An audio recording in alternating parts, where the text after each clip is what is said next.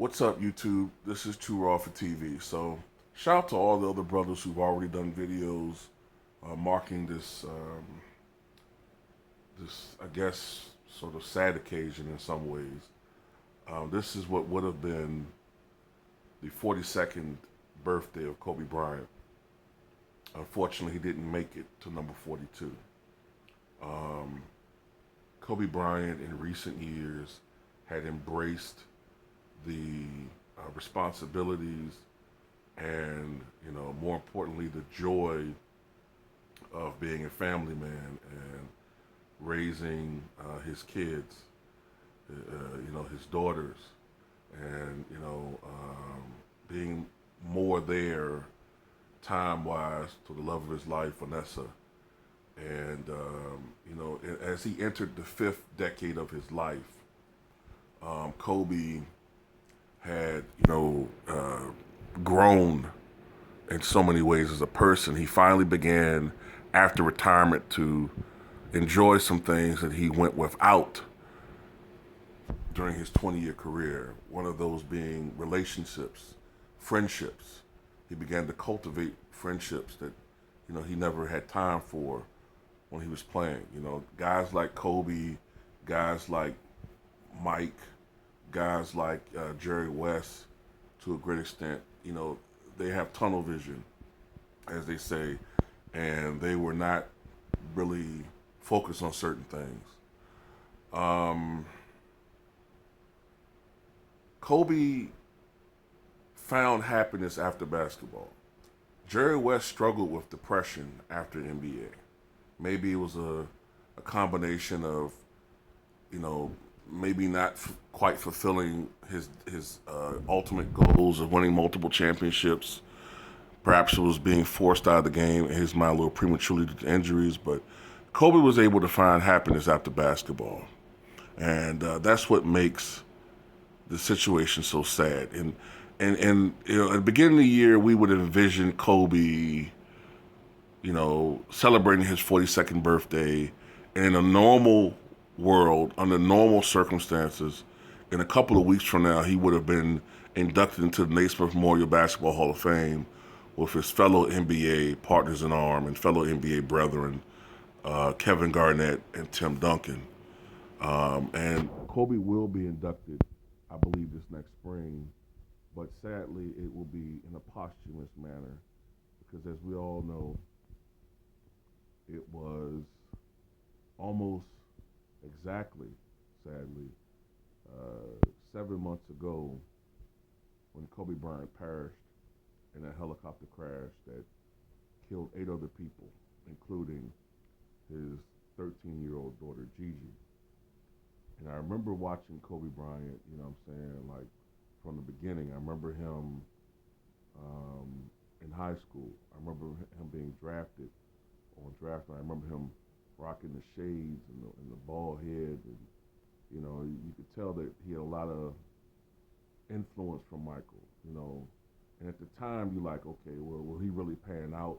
We've seen all these guys who supposed to have been the next, what, Mike, but they never panned out. The Harold Miners and Grant Hill was a great player, but he was supposed to be the next Mike. Penny Hardaway was supposed to be the next Mike. But that's the thing. We always been looking for the next Mike. There's only one Mike. Kobe was trying to be Kobe, but Kobe took what he learned from Mike. Kobe took, a lot of things from other players. He did take a lot from Mike, but what he did was he took what Mike had and honestly, he enhanced it in a lot of ways. He was possibly the most skilled basketball player I've ever seen. You know what I'm saying? And I remember watching him when the Bulls were winning their championships, and and the Lakers might have been getting blown out one game, but you could tell that Kobe was coming. And all it took was him having the right mindset, him being in the right circumstances on a good team with a great coach, and that was to come to pass in a couple of years. When that came together, Kobe shined. And then after a while, Kobe felt like, he needed to be in a situation where he could truly show what he could do as a basketball player. You know, he had that situation with Shaq. You know, then of course the situation with Colorado and that unfortunate circumstance. People turned against him. The media turned against him. They started acting like he was a criminal. You know, media endorsements stopped. The NBA kind of stopped pushing him as much. They started pushing a lot of pretenders. You know what I'm saying? Guys who are very good players, great players, but not in the same level as a Kobe. But Kobe fought for his respect. You know what I'm saying? He went on to show what he could do individually on a team. We all know that Kobe probably should have won league MVP in 2003, and he definitely should have won in 2006, in my opinion. But because of politics, they gave it to Steve Nash. You know, but ultimately, you know what I'm saying, Jerry West gave him a great gift, and Pau Gasol, he helped to mature Pau Gasol as a player, uh, toughen him up a lot after that 2008 finals loss. And ultimately, Kobe went on to win as the lead dog 2 more championships. And, you know, look, had the league not rescinded the Chris Paul trade, who knows, man? Kobe might have finished with 6 or maybe even 7 championships.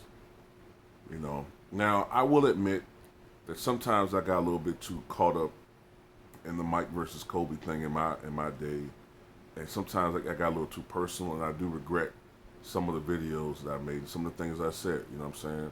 I'm a person that owns up to when I was wrong, and I was wrong in some of those videos. You know what I'm saying? But one thing I do note is this: I consider myself a steward of history, and if I feel like someone or something is being exploited, improperly, I will speak up on it. And I will say this though: the Kobe versus Mike argument was a legitimate one. But what I did not really notice at that time, well, I knew it was a little bit of that, but what I didn't really notice was how disingenuous ESPN and Fox Sports were with the argument. Because no matter how much they try to act like it didn't exist, the Mike versus Kobe argument was a legitimate argument. And it was just as big as it is now with the Mike versus Kobe stuff. People forget LeBron 10 years ago was the ultimate NBA villain.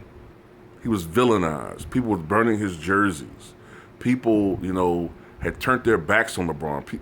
LeBron outside of Miami for most of the 2010-2011 season was getting booed on the road, especially the first couple of months. Kobe was cheered. But what irritated me was how so-called NBA experts and even a lot of fans turned their back on Kobe after the Lakers championship run ended, after Kobe suffered the injuries. And then all of a sudden he went from being a guy who was compared to the GOAT in most people's eyes to then all of a sudden ESPN saying he wasn't even the 30th best player or barely the 30th best player, to all of a sudden he's barely in the top 100, which is the ultimate disrespect.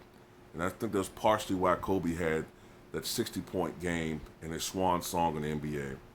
And I do admit that in that game, I was cheering for Kobe and the Lakers. You know what I'm saying? Because I thought that he deserved something like that in a send-off.